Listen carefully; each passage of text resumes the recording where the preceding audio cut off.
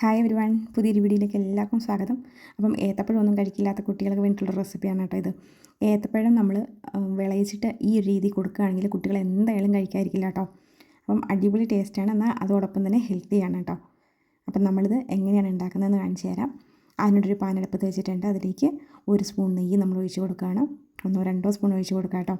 നമുക്ക് നട്ട്സൊക്കെ ഒന്ന് വറുത്ത് പോരാൻ വേണ്ടിയിട്ടാണ്. അപ്പം ഞാനിപ്പം വേറെ ഒരുപാട് നട്ട്സൊന്നും ഇടുന്നില്ല, നമ്മുടെ മുന്തിരിങ്ങ മാത്രമേ ഇടുന്നുള്ളൂ. അപ്പോൾ ഞാൻ ആവശ്യത്തിന് മുന്തിരിങ്ങ എടുത്ത് കഴുകിയിട്ട് ഇതിലേക്ക് ഇട്ട് കൊടുത്തിട്ടുണ്ട്. ഇനി ഇത് നമുക്ക് നന്നായിട്ടൊന്ന് റോസ്റ്റ് ചെയ്തെടുക്കാം. ഇതേ സമയത്ത് കാഷ്യൂനട്ടും പീനട്ടും ഒക്കെ നമുക്ക് ചേർക്കാം കേട്ടോ. അപ്പോൾ നന്നായിട്ട് അതൊന്ന് റോസ്റ്റായി വരുമ്പോൾ നമുക്കത് മാറ്റാം. ഇനി അതേ പാനിലേക്ക് തന്നെ നമ്മൾ അരിഞ്ഞു വെച്ചിരിക്കുന്ന നമ്മുടെ ഏത്തപ്പഴം ഇട്ട് കൊടുക്കുകയാണ്. അപ്പം ഞാൻ 2 ഏത്തപ്പഴമാണ് കേട്ടോ എടുത്തേക്കുന്നത്. ഇനി ഇത് നന്നായിട്ടൊന്ന് ആ നെയ്യ് കിടന്നൊന്ന് വഴന്ന് വരട്ടെ കേട്ടോ. അതുകൊണ്ടാണ് ഞാൻ നെയ്യ് നമുക്ക് അത്ര 2 സ്പൂൺ വേണമെങ്കിലും ഒഴിക്കാമെന്ന് പറഞ്ഞത്, കാരണം പിന്നെ ഒഴിക്കേണ്ട കാര്യമില്ലല്ലോ.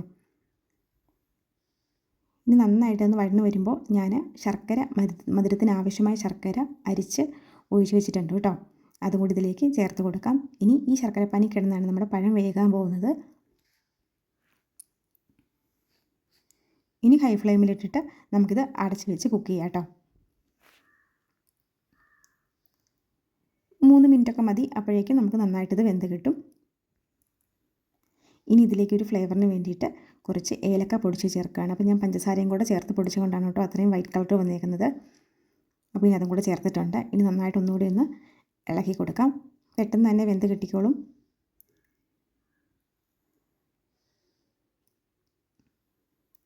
അപ്പോൾ ഇത് നമ്മുടെ പഴമൊക്കെ നന്നായിട്ട് വെന്ത് വന്നിട്ടുണ്ട്. ഇനി ഇതിലേക്ക് ആവശ്യത്തിന് തേങ്ങ ചിരണ്ടിയാണ് നമ്മൾ ചേർക്കുന്നത്. അപ്പോൾ ഞാൻ 1 മുറി തേങ്ങ എടുത്തിട്ടുണ്ട് കേട്ടോ. അതും കൂടി ഇതിലേക്ക് ചേർത്ത് നമുക്ക് നന്നായിട്ടൊന്ന് ഇളക്കി കൊടുക്കാം.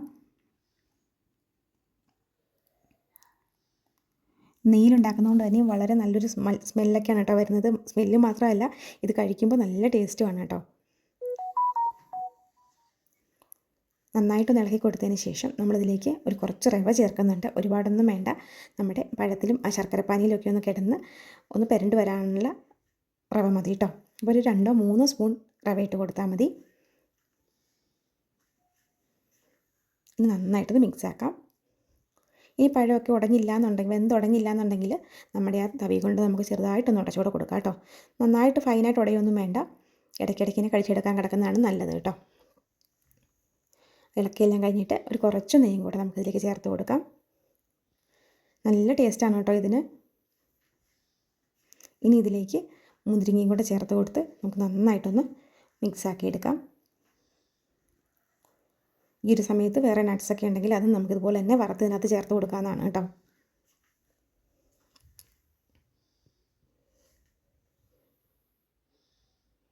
നമ്മുടെ പാനിൽ നിന്ന് ഇങ്ങനെ വിട്ട് വരുന്ന ഈ ഒരു പരുവം കേട്ടോ. ഈ ഒരു പരുവമാകുമ്പോൾ നമുക്ക് ഫ്ലെയിം ഓഫ് ചെയ്യാം. ചൂടോടുകൂടി ഒരു 5-10 മിനിറ്റ് ഒന്ന് വെയിറ്റ് ചെയ്താൽ കുറച്ചും തണുത്ത് കിട്ടിയിട്ട് ആ ഒരു പരുവത്തിനാണെങ്കിലും കുഴപ്പമില്ല. ഇപ്പോൾ ഞാൻ ഈ എടുത്തേക്കുന്ന പാത്രം എന്ന് പറഞ്ഞാൽ ഒരു പ്ലാസ്റ്റിക് പാത്രമാണ്. അതുകൊണ്ട് ഞാനൊരു കുറച്ച് തണുത്തിട്ടാണ് കേട്ടോ ഇതിലേക്ക് വെച്ച് കൊടുത്തത്. ഇനി നമുക്കിത് ഇങ്ങനൊരു തവിയും കൊണ്ട് ഇങ്ങനെ ഒന്ന് ചെയ്ത് കൊടുക്കാം കേട്ടോ.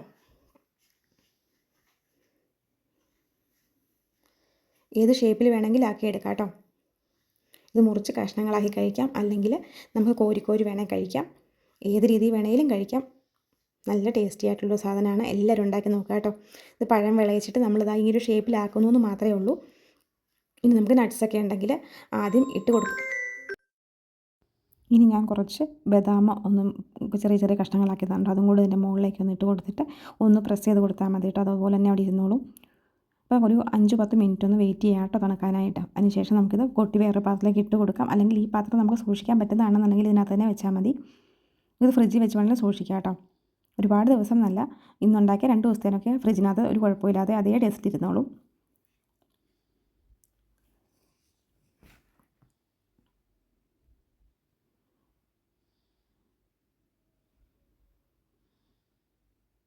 ഈ ഗസ്റ്റൊക്കെ വരുവാണെങ്കിൽ നമുക്ക് സെർവ് ചെയ്യാൻ പറ്റിയ ഒരു ഐറ്റമാണ് കേട്ടോ. ഹെൽത്തിയാണ്, ടേസ്റ്റിയാണ്.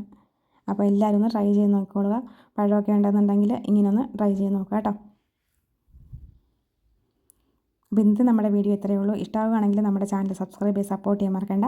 അപ്പോൾ പുതിയൊരു വീഡിയോയിൽ നമുക്ക് വീണ്ടും കാണാം. അതുവരേക്കും ta-ta bye bye. Okay, see U.